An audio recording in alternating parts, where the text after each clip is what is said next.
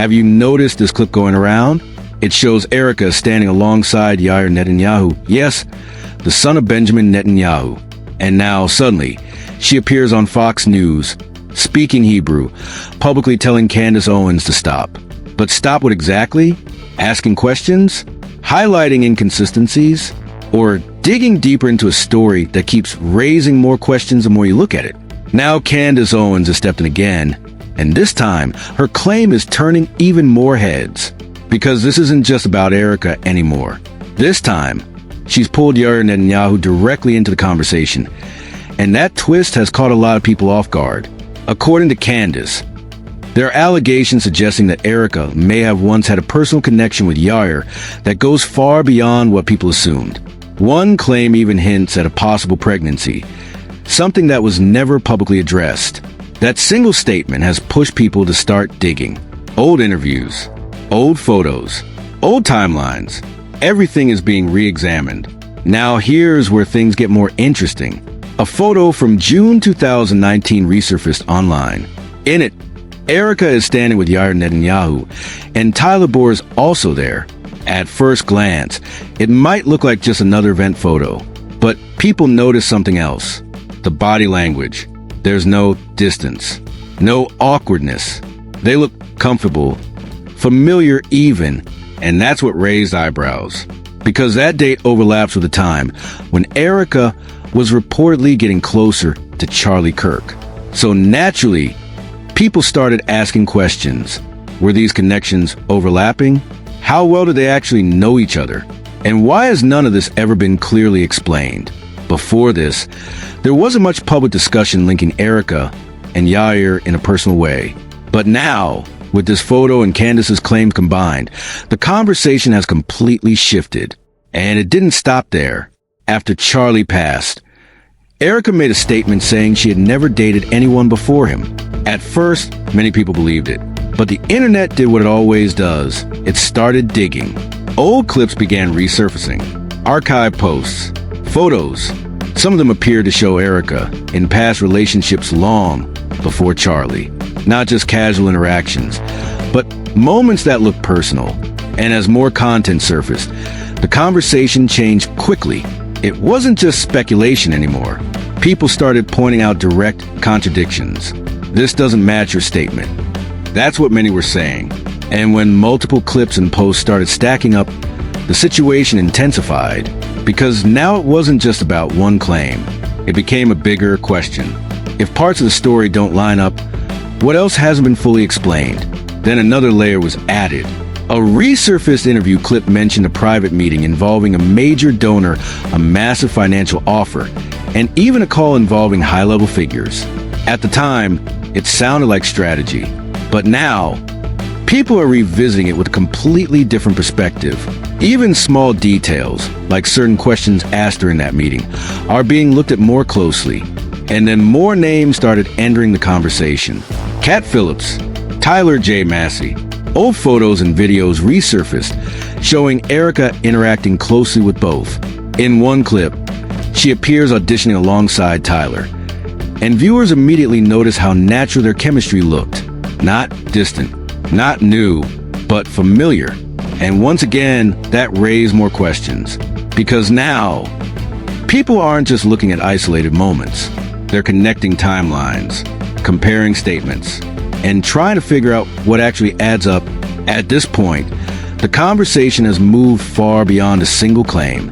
It's become a full breakdown of past connections, public statements, and unanswered questions. And the biggest question people keep asking is simple. Why is all of this only coming out now? At that point, things took another turn. More images began circulating. And these weren't just casual photos. Many people said they looked like staged, polished pictures, the kind you'd expect from couples planning something serious. That's when critics started pushing back harder, because if those images reflected real connections. Then the statement that she had never dated before Charlie didn't seem to match what was already visible online. What made the situation even more unusual was how accessible everything was. None of these posts were hidden. They weren't locked behind private accounts or buried deep in obscure archives. They had always been there, public, searchable, and visible. They just weren't widely talked about. Until now. Then another claim surfaced that shifted the tone again. It was said that shortly before Charlie's passing, certain high-level donors had suddenly pulled back support. There were even claims that they wanted their names removed from a building they had funded, only to reverse that decision later. That detail alone raised new questions. Because now, the focus wasn't just on relationships anymore. It became about awareness. Who knew what and when? Some observers pointed out that these weren't isolated moments. The photos, videos, and posts showed repeated appearances over time, patterns, connections that could be tracked. And once someone makes a strong public statement about their past, people naturally start comparing it to what's already out there. That's exactly what happened here.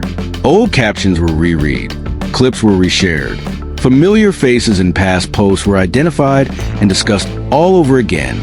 Every resurfaced detail added more weight to the timeline.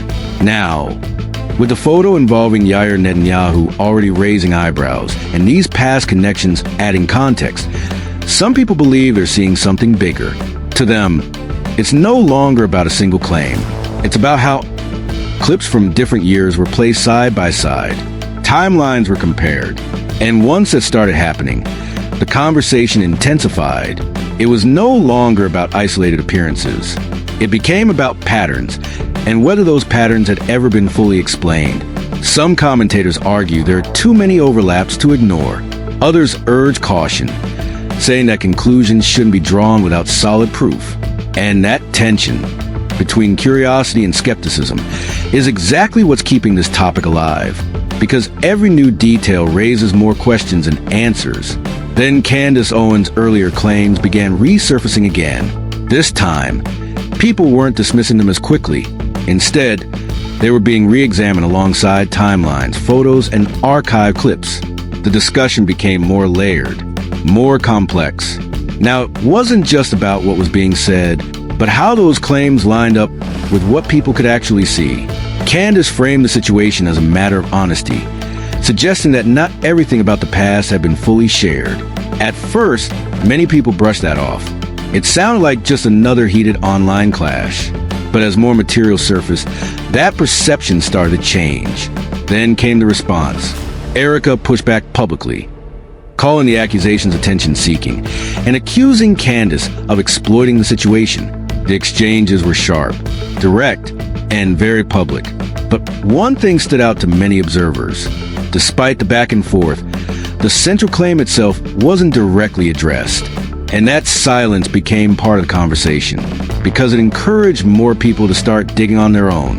At that point, it wasn't just about one person making claims. The internet took over. Users began uncovering older connections, including references to Erica under a different name, Erica France. Some even pointed to interactions on social media that appeared to link her with Yair during the same period. She was reportedly close to Charlie. That added another layer. Reactions were mixed. Some stayed cautious. Others jumped to conclusions. One comment in particular spread quickly online, suggesting a deeper connection than previously believed.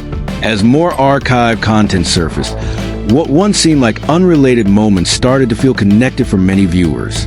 And that's when everything shifted again.